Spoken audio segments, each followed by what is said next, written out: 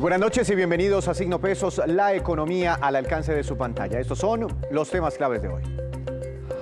El gobierno radicó su reforma tributaria. La propuesta busca ampliar la base de los productos que pagarían IVA. Fueron incluidos los servicios públicos como la energía, el agua y el gas para estratos altos. También saldrán afectados los pensionados, algunos trabajadores y más personas tendrán que pagar el impuesto de la renta.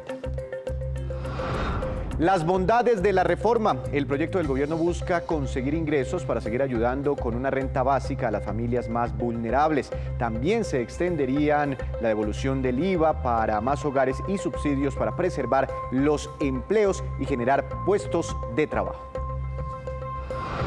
El Congreso de la República tiene ahora la palabra. A partir de hoy, la discusión de la reforma tributaria se traslada al Congreso, donde hay un ambiente difícil por el alcance de estas propuestas. El gobierno aspira a que el trámite se complete antes de terminar este semestre. Tenemos reacciones también de los partidos políticos.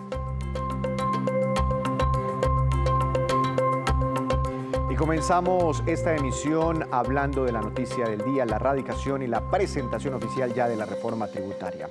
Y a propósito de este tema, esta es la cifra económica del día. 23,4 billones de pesos y corresponde al recaudo esperado para la nación con la propuesta de reforma tributaria. Las fuentes de esos recursos son IVA, 7,3 billones de pesos.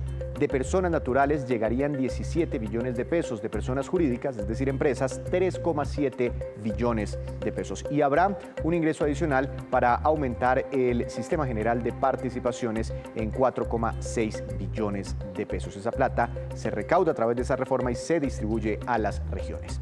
Para analizar el contenido y los alcances de esta reforma, le doy la bienvenida al doctor Luis Fernando Mejía, director de FEDesarrollo, quien nos ha acompañado hoy bastante en las emisiones de Noticias Caracol y también nos estará acompañando durante esta emisión de Signo Pesos. Doctor Mejía, bienvenido a Signo Pesos, ¿cómo ha estado?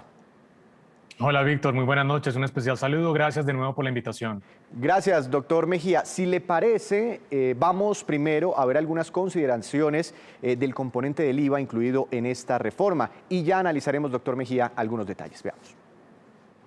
El proyecto trae una propuesta que sorprendió al país, el IVA del 19% a los servicios públicos de agua, energía y gas para los estratos 4, 5 y 6. Esos mismos estratos pagarán un IVA también del 19% por servicios de Internet. El gobierno también propone el pago de este impuesto para los servicios funerarios, servicios postales y de mensajería, la compra y venta de divisas y las comisiones por la utilización de tarjetas crédito y débito. El proyecto también plantea imponer IVA a productos que se volvieron de uso masivo por la pandemia, como las bicicletas eléctricas, motocicletas eléctricas, motopatines eléctricos y patinetas eléctricas que tendrían un IVA del 5%. Pero así como se propone más servicios grabados con IVA, el gobierno también plantea que se realicen los 3 días sin IVA este año y nuevamente el próximo año, pero en los primeros 7 meses, es decir, antes de que se termine el gobierno del presidente Iván Duque.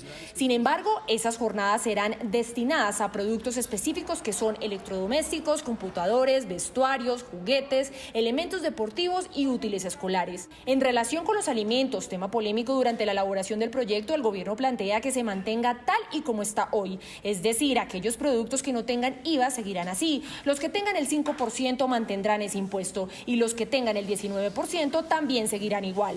De otro lado, el gobierno propone que se acabe con la devolución del IVA en las materias primas, elementos o cadena de producción de algunos artículos. Es decir, que los productores afectados con este ítem no podrán solicitar el reintegro del impuesto pagado como lo hacen hoy en esos elementos utilizados para la producción, comercialización y distribución. Un valor que deberá asumir la empresa o afectando sus ingresos o el precio al consumidor final.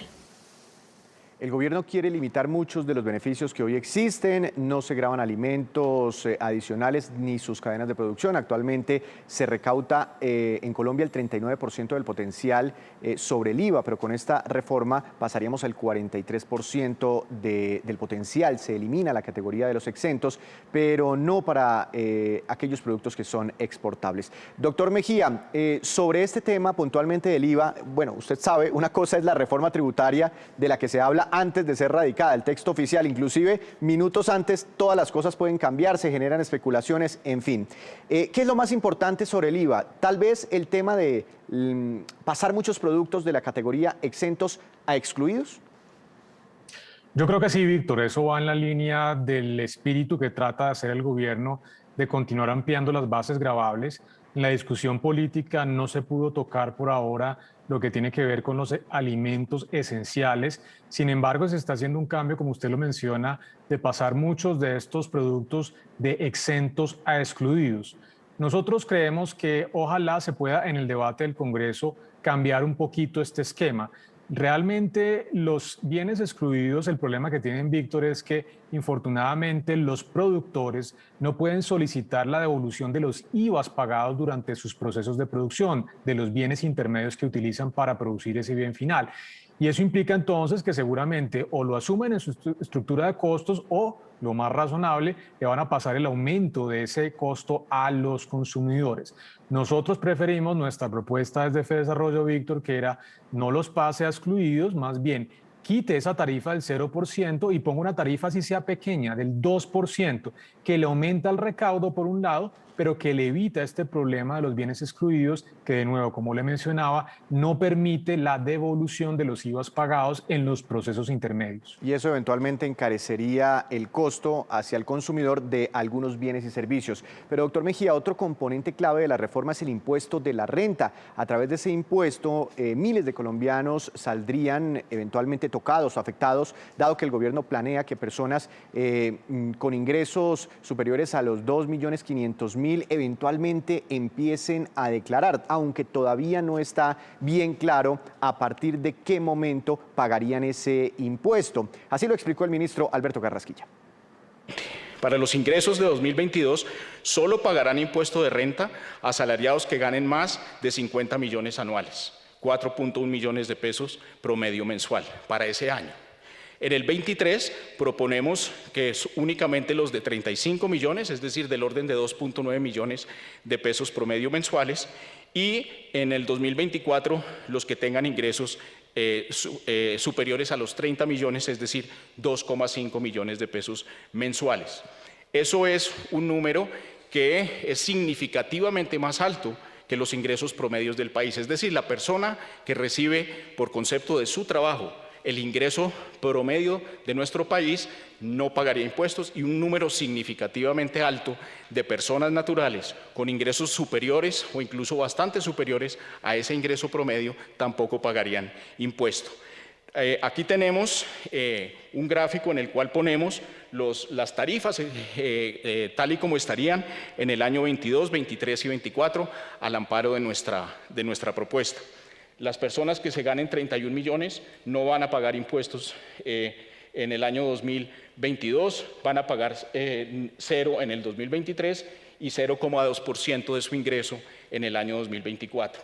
Las personas de 100 millones van a pagar 7% en el 22, 8,3 y 9,6 de su ingreso respectivamente. Ahorita comparamos con qué modificaciones se surten en esa transición y cuál es el efecto de nuestra propuesta sobre la tasa efectiva renglón por renglón de la distribución del ingreso.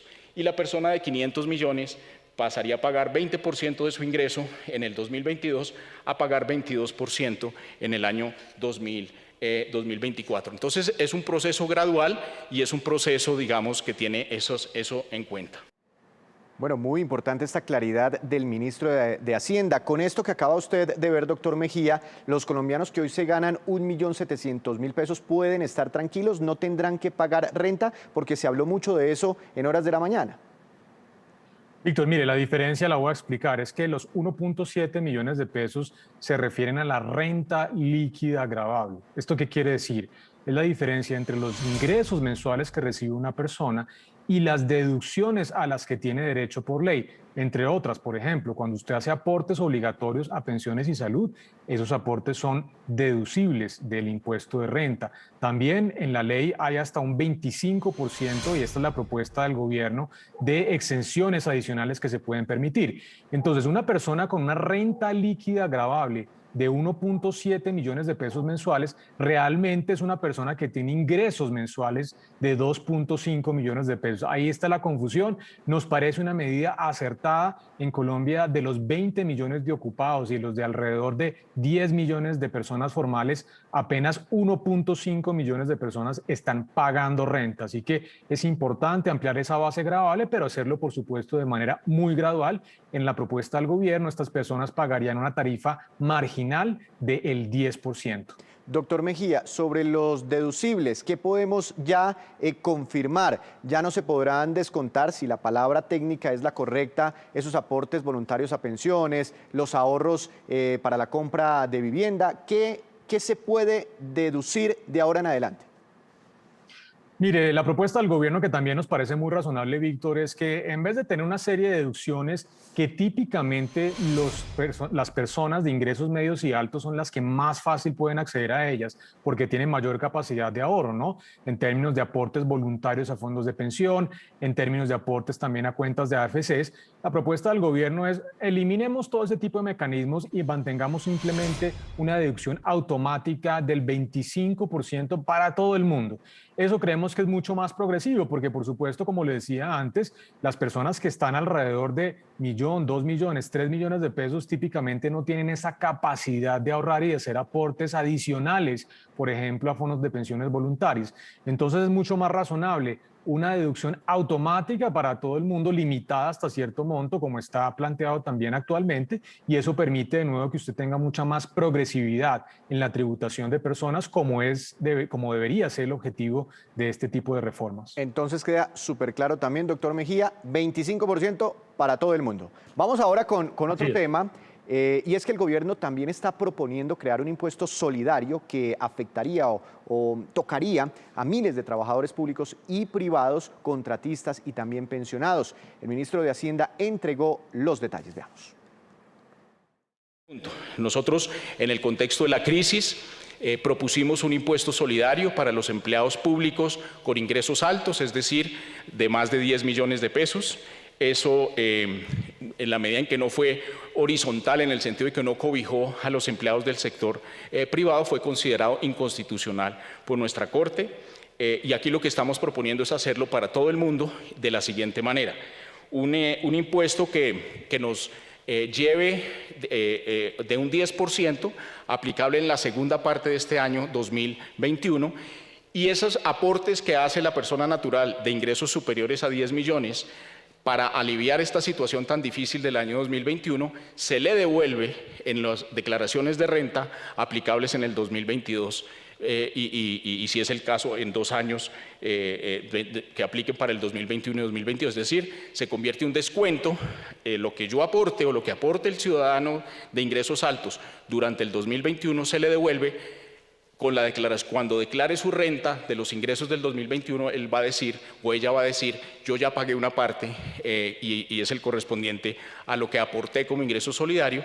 Si no alcanzo digamos, a recuperar la totalidad del aporte al impuesto solidario, entonces lo aplico nuevamente para los ingresos del 2022, cuando declare renta sobre esos ingresos en el año 2023. Esa es la explicación entonces del ministro Carrasquilla. Doctor Mejía, ¿por qué dicen desde el gobierno, y ayúdeme a entender este punto, que al final, si me permite también la palabra, esas personas con ingresos superiores a 10 millones de pesos mensuales no terminarían clavadas, sino que le harían una especie de préstamo o adelanto de un impuesto al gobierno nacional? Mire, totalmente, la explicación del ministro es muy clara en ese sentido, Víctor, y es que el impuesto solidario realmente no es un impuesto adicional. Es una especie de anticipo del impuesto de renta para todas las personas que tienen ingresos superiores a los 10 millones de pesos. ¿Por qué? Porque el gobierno naturalmente tiene un problema de caja importante este año. Así también lo había dicho hace algunas semanas el ministro de Hacienda. Y entonces lo que se está planteando es adelantar esos impuestos que de todas formas se van a pagar para el próximo año, es decir, los ingresos del 2021 tienen un impuesto de renta que se tiene que pagar en el 2022 y se anticipa ese pago a través de una retención de este impuesto solidario, y todo lo que se retenga a través de este impuesto solidario usted lo va a poder descontar del impuesto a cargo a pagar el año siguiente. Así que es realmente un anticipo de un impuesto, no es un impuesto adicional, no es una doble tributación, va a ser completamente descontable del impuesto a cargo a partir del próximo año. Doctor Mejía, pero entonces para esas personas que hoy se ganan 10 millones de pesos, si reciben ese salario mensual, tienen que hacer un aporte de 1 millón de pesos durante los meses de julio, otro 1 millón de pesos en agosto y así hasta diciembre, y después así es, exactamente. Ok, y después cuando tenga que declarar renta el próximo año, los próximos 2 años, ¿ahí ya tiene un abono? Exactamente, tal cual como usted lo ha dicho. Entonces, en el ejemplo que usted está dando, 10 millones de pesos de ingreso, entonces paga 1 millón de pesos durante 6 meses, pagó 6 millones de pesos. Si esa persona tiene un impuesto a cargo el próximo año, producto de sus ingresos en el 2021, de 8 millones de pesos, pues ya pagó 6. Entonces el impuesto a cargo sería la diferencia, 2 millones de pesos. Doctor Mejía, miremos otro punto y es que miles de pensionados también tendrían que empezar a pagar el impuesto de renta sobre sus mesadas pensionales, las cuales hoy están exentas. En la rueda de prensa el ministro Carrasquilla aclaró que esto solo gravaría a pensiones superiores a los 7 millones de pesos. Doctor Mejía, se hablaba también de pensiones inferiores o mejor, a partir de 5 millones de pesos más o menos. Deja claro el ministro que no, que solo se grabarán pensiones con 7 millones de pesos en adelante. Esto, digamos, ¿le apretaría mucho las tuercas a todos los pensionados o solo a una base pequeña de ellos? Mire, es un número muy pequeño de pensionados, naturalmente, seguramente muchos de ellos también afectados por la pandemia, pero de todas maneras no hay que olvidar que los ingresos pensionales son realmente ingresos muy seguros, ¿no? A diferencia de los empleados que tienen ese riesgo del desempleo a lo largo de su vida laboral y especialmente en esta pandemia, los pensionados han tenido esa fortuna de contar con un ingreso seguro a lo largo de este último año. Y aquí se le está pidiendo un esfuerzo adicional solamente a los pensionados que tienen ingresos superiores a los 10 millones de pesos. Estamos hablando de cerca de 20.000 pensionados frente a un universo que nosotros estimamos en 2.4 millones de pensionados en Colombia. La enorme mayoría, Víctor, de pensionados en el país realmente tienen pensiones inferiores a los 3 salarios mínimos. Así que estamos hablando de nuevo de 20.000 personas de un universo de 2.4 millones de pensionados. Es un universo pequeñito y también con una visión de solidaridad en la coyuntura en la que estamos pasando como país.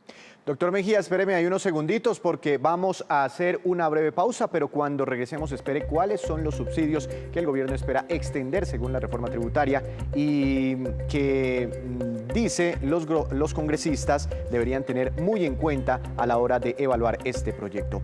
Ya regresamos.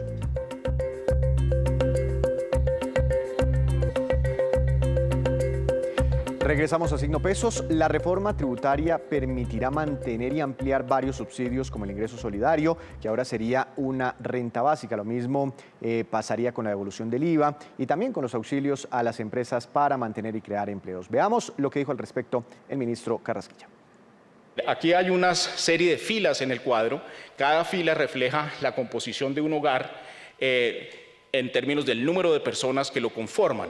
Va entre una persona y 6 personas. Y estamos planteando en las siguientes 2 columnas los montos que recibirían de acuerdo a su ubicación en el espacio de la pobreza colombiana. Por ejemplo, en un hogar en situación de pobreza extrema, la mensualidad sería de 80.000 pesos en caso de un hogar conformado por una sola persona o de 366.000 pesos en un hogar conformado por 6 personas. Para los hogares en situación de pobreza, pero más no de pobreza extrema, esos números empiezan en los mismos 80.000 para hogares de una persona y llegan a los 252.000 pesos en el caso de hogares compuestos por 6 personas. Esto equivale, en el caso del grupo A, la población en situación de pobreza extrema, se incrementan las transferencias que da el Estado en 2.4 veces. En el caso de hogares en situación de pobreza, más no de pobreza extrema, se equivale a una multiplicación de 1.9 veces lo que recibían estos hogares en los momentos previos a la aparición de la pandemia. Se expande el número de hogares y se expanden los recursos asignados a cada uno de los hogares en esta propuesta y se hace de manera importante. Otro componente de política social que es importante subrayar es el fomento del empleo. En el país existen muchísimas iniciativas, este es un país rico en iniciativas, y por lo que es consciente de las limitaciones que tiene nuestro mercado laboral. Y aquí en esta propuesta que estamos haciendo, queremos hacer dos iniciativas. Primero, las pequeñas empresas, las medianas empresas, las grandes empresas, y durante esos 4 años ubica a la capacidad de acción posterior de las empresas en un plano completamente distinto, y esa es una primera iniciativa. Segundo lugar, un programa de impulso al empleo para grupos con alta incidencia de desempleo. Estamos hablando de las cotizaciones de seguridad social temporal, jóvenes de primer empleo, personas en situación de discapacidad, aprendices del SENA, mujeres mayores de 40 años en situación de desempleo y adultos mayores no pensionados.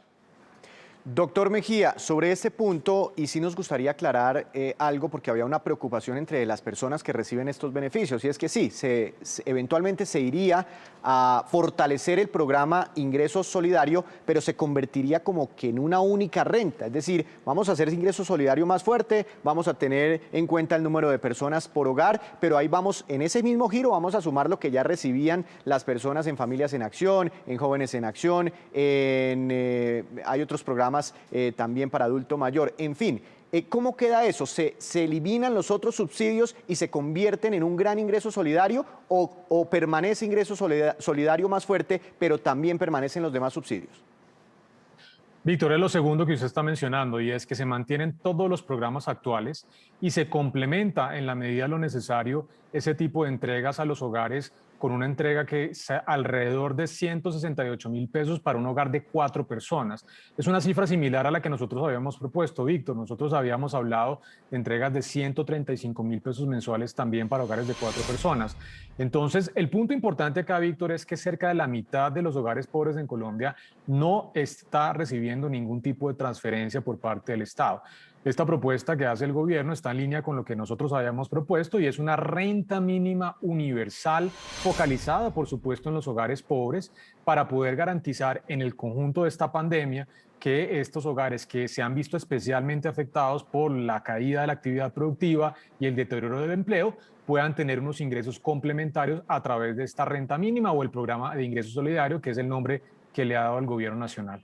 Muy importante también esa aclaración, doctor Mejía. Ahora lo invito a que veamos las reacciones de distintas bancadas políticas en el Congreso de la República ante el polémico contenido de esta reforma tributaria. Veamos.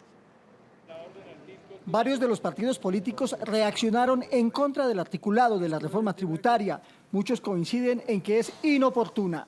Afecta el consumo, afecta la reactivación económica y ataca la generación de empleo. Se mete además con el costo de los servicios públicos al plantear IVA a estos servicios públicos. Yo pediré que se vote no a esa reforma. Es un desacierto pasar los bienes de la canasta familiar a un régimen de IVA excluido si alguno de los bienes que necesitan para su producción se mantienen con un IVA del 5%.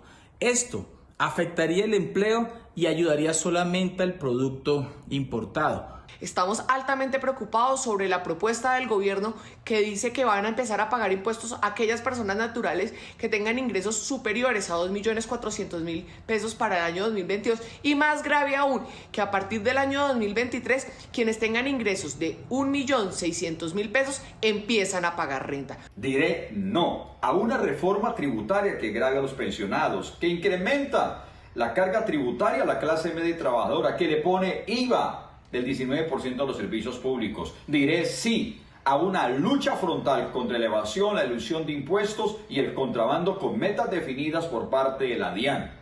En el Centro Democrático, partido del presidente Iván Duque, hay malestar porque hasta el momento no conocen oficialmente el proyecto de la reforma. Sin embargo, respaldan unos puntos y cuestionan otros. Por eso, el impuesto al patrimonio, el impuesto a los altos ingresos y demás impuestos que vaya dirigido a colombianos de los más altos estratos, de los más altos ingresos, estaré de acuerdo para apoyar a que saquemos a millones de colombianos de la pobreza y también a estabilizar las finanzas de un país que ha gastado más en pandemia y ha recaudado menos. En sectores de la oposición ya tienen claro su voto. Toda la bancada del Polo Democrático Alternativo votará en contra de la reforma tributaria. Esta crisis, generada por la corrupción y el despilfarro del presidente Iván Duque y su gobierno, no la pueden pagar los pensionados, los trabajadores y una clase media que hoy desaparece. No aceptaremos el IVA a la gasolina ni a más productos de la canasta familiar. Esta reforma tributaria golpea la producción nacional, la de los campesinos, la de los indígenas y de los empresarios, porque facilita las importaciones de alimentos extranjeros a Colombia. Varios partidos esperan reunirse antes de terminar la semana para analizar el articulado de la reforma tributaria y asumir una posición de bancada. Hacemos una última pausa, pero ya regresamos. Doctor Mejía, lo invitamos a que nos espere otros segundos para que aclaremos comentarios adicionales, algunos puntos para cerrar este primer análisis sobre la reforma tributaria. Ya regresamos.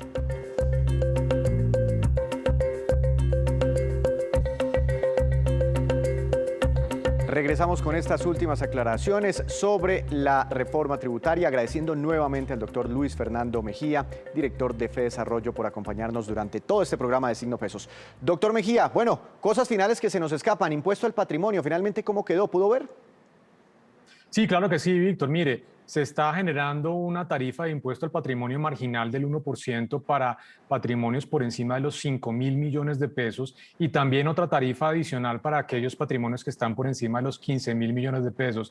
Nuestra propuesta, Víctor, en este sentido era arrancar con cifras un poquito más bajitas, ojalá alrededor de los 2.000 millones de pesos de patrimonio líquido, pero nos parece importante esta medida transitoria como una muestra de solidaridad, por supuesto, de las personas más ricas del país hacia las personas que han tenido problemas a lo largo de esta pandemia. Gasolina, ¿será que sí sube el IVA del 5 al 19%?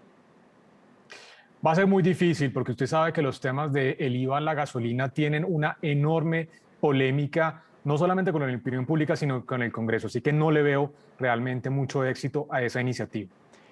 Impuestos verdes, doctor Mejía, ¿qué pudo usted observar inicialmente de lo que apenas hemos conocido ya con el texto radicado en el Congreso de la República? Es decir, el carbono, plásticos de un solo uso, ¿qué se viene por ese lado? Mire, muy positivo porque el gobierno nacional sí tiene que dar señales hacia un crecimiento económico más sostenible a través de los impuestos verdes. El impuesto al carbono se está ampliando a todos los combustibles fósiles, se está incluyendo el carbón. El carbón antes no pagaba el impuesto al carbono y también se están planteando, perdón, se me fue la... Tranquilo, doctor Mejía, además usted todo el día ha hecho análisis aquí en Noticias Caracol sobre esta reforma tributaria. La importancia de esos impuestos verdes. Entonces le decía, el impuesto al carbono, muy importante que se amplíe no solamente a unos combustibles fósiles, sino a todos, incluyendo el carbón natural, importante que se haga. Señales muy positivas en materia también de impuestos a los vehículos, especialmente con el grado de contaminación. Impuestos a los plásticos de un solo uso, también muy importante como señal de política pública. Así que nos parece muy razonable lo que se está planteando en este sentido. Pues, doctor Mejía, no sé si ya para rematar muy rápido, si a usted le quedó claro o no, todavía hay un poco de confusión, si los servicios públicos para estratos altos quedarán con un IVA del 19%. Hoy no tienen IVA. Sí, lo que dice el gobierno, Víctor, es que se va a sustituir la compensación o la contribución del IVA que tienen actualmente los estratos 4, 5 y 6 por un IVA del 19%. En la medida en que se haga así una sustitución de las contribuciones por un IVA, nos parece que sería razonable. Sin embargo, Víctor, nosotros insistimos en la idea de no continuar utilizando el estrato socioeconómico como mecanismo de focalización. Eso tiene enormes problemas de errores de inclusión, de exclusión, de personas que reciben subsidios sin merecerlo. Ojalá, Víctor, se pueda discutir la eliminación definitiva de los estratos socioeconómicos como mecanismo de focalización. Es que ahí puede ocurrir, doctor Mejía, que existan personas que tienen ingresos muy buenos, pero viven en el estrato 2, ¿no? Y de esa forma se ganan unos subsidios del gobierno nacional. Pues, doctor Mejía, muchas gracias de verdad por estos minutos para Signo Pesos. Seguiremos hablando con usted. Saludos a toda la gente de FEDesarrollo que seguramente seguirán observando con lupa los detalles de esta reforma tributaria. Encantado, Víctor, de acompañarlos y por supuesto estaremos muy atentos para continuar haciendo los análisis de esta reforma. Un saludo muy especial. Muchas gracias, Luis Fernando Mejía, director de FEDesarrollo. Y ahora vamos con estos que son los indicadores económicos que usted debe conocer antes de irse a dormir. La tasa representativa del mercado que regirá para mañana será de 3.620 pesos con 40 centavos. Cayó el dólar 45 pesos con 9 centavos en medio de la presentación de la tributaria. Brent, petróleo de referencia para Colombia, subió 0,38%, se ubicó en 60 $66.83 por barril, se acerca a los $67. Precio interno del café colombiano bajó y quedó en promedio a $1.205.000 por carga. Índice Colcap de la Bolsa de Colombia subió 0,06%, muy poco. Acción más valorizada, Avianca, recuperó parte de lo perdido ayer, subió más de un 35%, y la acción que más cayó fue la de Nutresa, que tuvo un retroceso superior al 3%. Así terminamos por hoy, pero los esperamos mañana con una nueva emisión y con toda la información económica que usted necesita saber. Esto es Signo Pesos, la economía al alcance de su pantalla. Que tenga una feliz noche.